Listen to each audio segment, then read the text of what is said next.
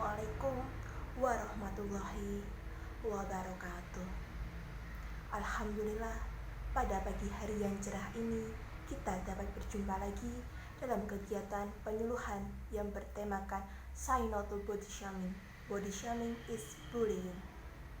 Sebelumnya, izinkan saya untuk memperkenalkan diri. Perkenalkan, nama saya Dia Putri Amanda dari Universitas Islam Negeri Wali Songo Semarang, jurusan Bimbingan dan Penyuluhan Islam. Baik, langsung saja, tidak usah berlama-lama. Teman-teman pasti sudah tidak asing lagi dengan body shaming. Lantas, apa sih pengertian dari body shaming ini?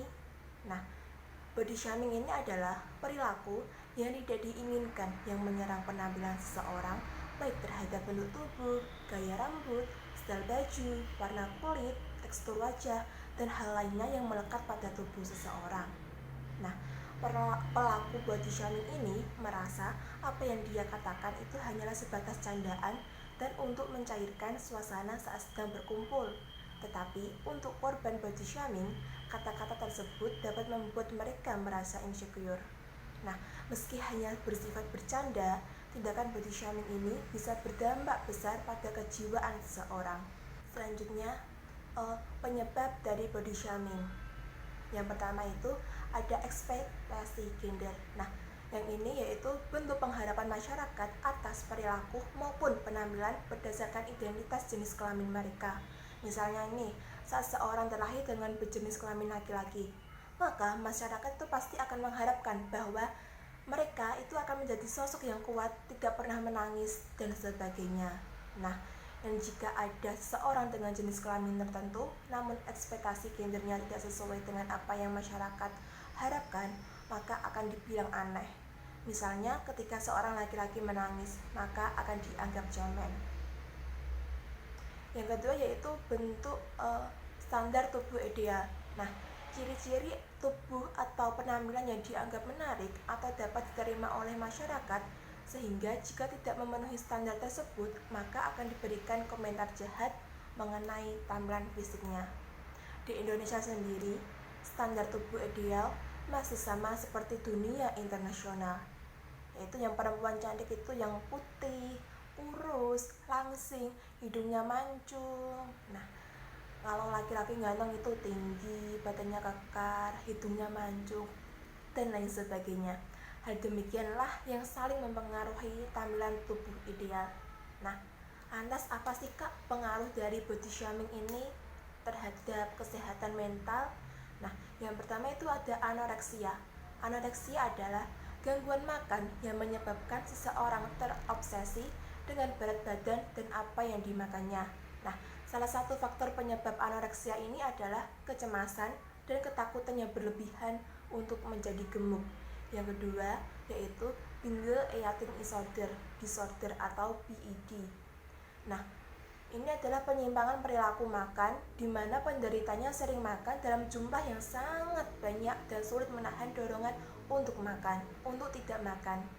Binge eating disorder ini adalah gangguan makan dengan ciri yang bertolak belakang dengan anoreksia. Dan yang terakhir yang paling fatal yaitu depresi.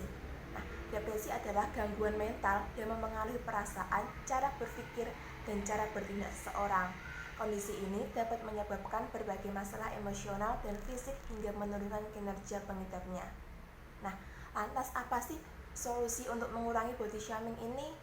Nah, berikut adalah upaya yang bisa dilakukan. Yang pertama yaitu melakukan psikoedukasi. Psikoedukasi ini dirasa penting dikarenakan salah satu penyebab dari adanya body shaming adalah kurangnya edukasi. Ketika individu mengetahui dampak yang akan dialami korban, hal itu tentu dapat mencegahnya dari tindakan body shaming. Psikoedukasi ini dapat dilakukan dengan menyebarkan konten-konten positif dan mendidik bertemakan kesehatan mental serta bahayanya tindakan dari body shaming, sehingga diharapkan mampu menyadarkan masyarakat mengenai perilaku body shaming. Yang kedua yaitu ada penegak hukum. Nah, berdasarkan teori dari Bapak psikolog kita yaitu Albert Bandura dalam teori modeling, nah, seorang akan melihat adanya reward dan punishment dalam suatu perilaku sebelum ia meniru. Ketika individu melihat adanya hukuman dikarenakan komentar negatif, tentunya ia akan menghindari perilaku tersebut. Indonesia memang memiliki aturan mengenai cyberbullying, namun kenyataannya aturan tersebut masih sangat lemah. Yang ketiga, dan yang paling penting, yaitu mencintai diri sendiri. Ketika seorang memiliki rasa mencintai diri sendiri, orang tersebut cenderung lebih mudah dalam menangani komentar negatif. Ibaratnya itu seperti tameng, mencintai diri sendiri dapat menahan berbagai cemoohan. Dengan mencintai diri sendiri, individu akan lebih fokus pada kelebihannya dan mengembangkan dirinya dibandingkan meratapi kekurangan dalam dirinya. Sehingga ia dapat merasa nyaman dengan segala kelebihan dan kekurangan dalam kondisi apapun. Demikian sedikit apa yang bisa saya sampaikan pada kesempatan kali ini. Jika terdapat kesalahan, maka hal itu karena hilaf dan kekurangan ilmu saya. Namun, jika dalam materi itu dapat dipetik kebenarannya, maka hal itu semata-mata karena ilmu Allah Subhanahu wa Ta'ala. Mohon maaf atas segala kekurangannya. Billahi taufiq wal hidayah. Wassalamualaikum warahmatullahi wabarakatuh.